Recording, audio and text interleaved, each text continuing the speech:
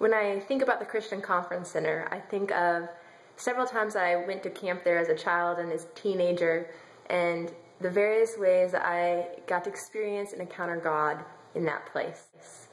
I think back to 4th and 5th grade, the first time I went, and I began to see God as the mysterious other.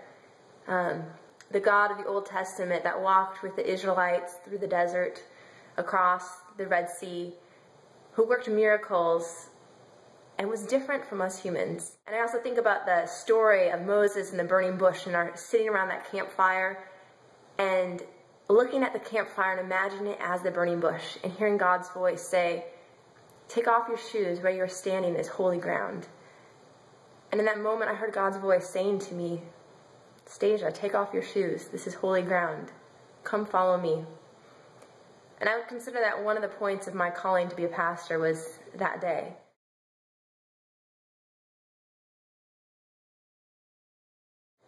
And then I look into high school and I remember our learning that stewardship is about more than giving financially. It's about giving of ourselves. And we had this evening worship service and we were serving communion and we talked about different ways that we could give to God. And I said, one way I can give to God that's giving of myself is for me to give a hug, because that's not something that I enjoy doing or enjoyed doing at the time. And so each person that came up to receive communion, I gave them a hug. Well, ended up, everyone gave everyone a hug by the end of that service, and it was a very moving, powerful experience and really taught me stewardship in a new and profound way. I also think about summer camp and the relationships that were born there and the way that people looked at you differently. You were loved unconditionally. You were accepted in a way that your peers at school wouldn't accept you.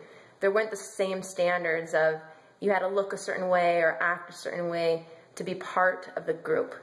So there was a diversity of cliques that became one community. And that was another gift of summer camp. I also met many fantastic Christians and mentors in that space.